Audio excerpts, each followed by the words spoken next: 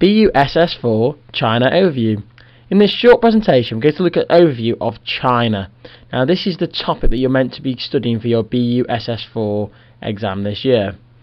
What I'm going to try and do in this presentation is keep it very brief, very concise, and looking just at the key facts that relate to China. We'll go into more detail in further presentations, looking at companies you can use for examples. Let's have a look at the opportunity that China presents to the rest of the world. It's now the world's largest economy, according to a recent survey by the World Bank, moving from second place to first place. It's got a potential population of 1.4 billion people, so a vast target audience you could potentially tap into.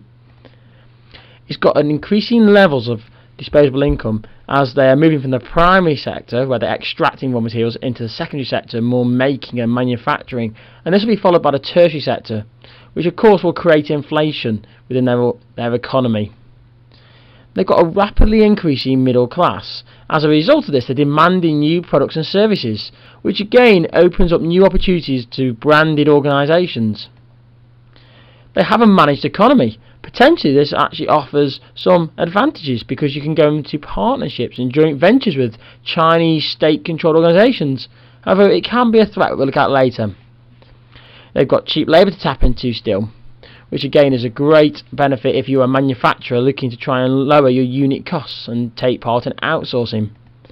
And of course they are a large exporter, which presents the chance to import cheap Chinese materials that you can sell in your economy and make large levels of profit on. However, with all opportunities there comes threats. The main threats in China tend to be there's many trade barriers. They are very restrictive in who they are allowed to trade within their country, so these have to be circumnavigated, typically by adopting joint ventures with Chinese state organisations. They tend to be finding that they've got a lot of interest in domestic brands. There are a lot of Chinese brands now which are more powerful than the Western brands that have been trying to compete against them, so they're quite loyal to their own brands. They've got controlled exchange rates. They're starting to loosen this control, however it's still very much managed, and as a result of this it can affect the value of the currency. We'll look at that later. There's an increasing level of competition within their economy, so there's more competitors, meaning it's not as easy to establish a foothold in the market. There is state involvement in organisations, and this can mean that it's difficult to compete against state-controlled organisations, or it means you have to joint venture and partner somebody, again which could maybe affect your strategy and the way you're thinking about operating your business and taking it forward. There can be some hostility towards the Western brands, with many Chinese people fearing that the West is trying to dominate their own economy. And of course you've got the ethical issues, mainly from the Western consumers concerned about the ethics that are used in China to produce many of the goods that are being manufactured for them. China is divided into many sub-markets. These make it difficult to saturate the market en masse and get a large economy of scale. Each of these sub-markets has different demographics, different cultures, and economically they are completely different. So it's quite difficult to get one large foothold in the Chinese economy. China has a managed economy. This has actually enabled it to achieve some rapid growth, partly because they've undervalued their renminbi, and this made exports more appealing, and it increased the flow of income going into the Chinese economy. However, due to recent pressure, notably by the USA, they've actually had to increase the strength of their currency. As a result of this, it's starting to make the imports appear more attractive to Chinese residents and organisations. This is opening up more opportunities for Western organisations to actually start to export to China.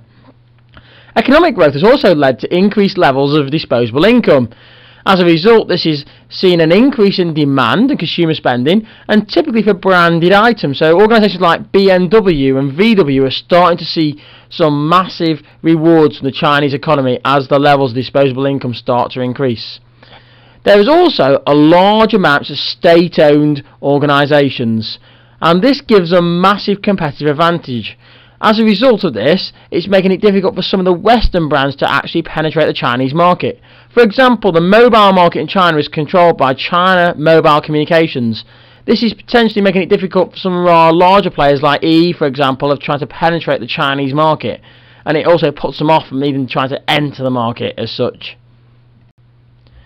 In China, there's also large levels of local competition. The global brands have had to regularly look to get joint ventures to try and penetrate the market.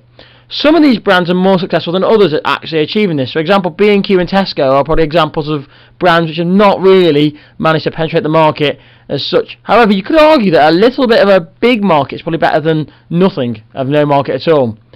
And of course, because of the extensive domestic competition, they're even trying to start to look to diversify into Western markets. And one of the classic examples of that is Hanwei, who manufacture mobile phones and mobile communications, who are now moving from the Chinese market into the Western market. There is a few potential problems for Western organisations, and that's a lack of protectionism. China actually is a member of the Berne Convention, and as a result of this, it means they should sign up to protectionist laws. However, China has many regional laws which then confuse the national laws. As a result of this, then they're seen as no real laws on intellectual property, and that prevents some organisations from investing into China.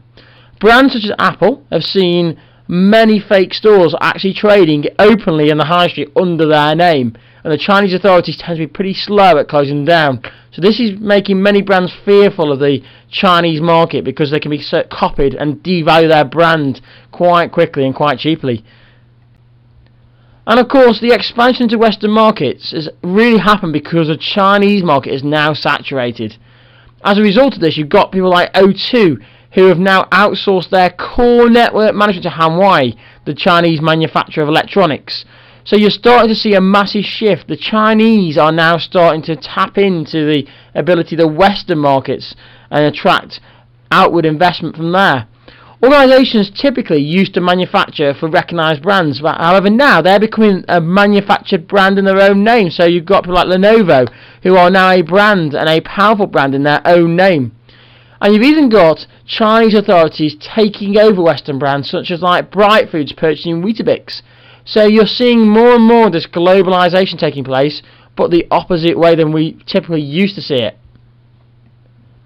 Successful examples of branding are hard to find. However, Procter & Gamble, P&G, are a classic example of this, and they have achieved this by long-term investment. They've been in China for many, many years.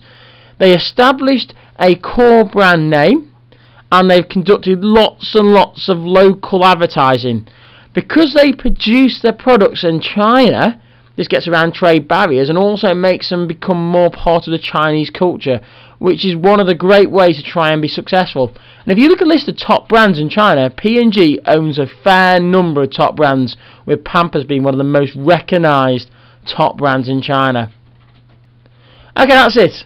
Hopefully you've now got a basic understanding of China, the threats and the opportunities it possesses to organisations. As I said, I wanted to keep it really short, sweet and simple, just to get you focused on the Chinese market, to get this idea in your head.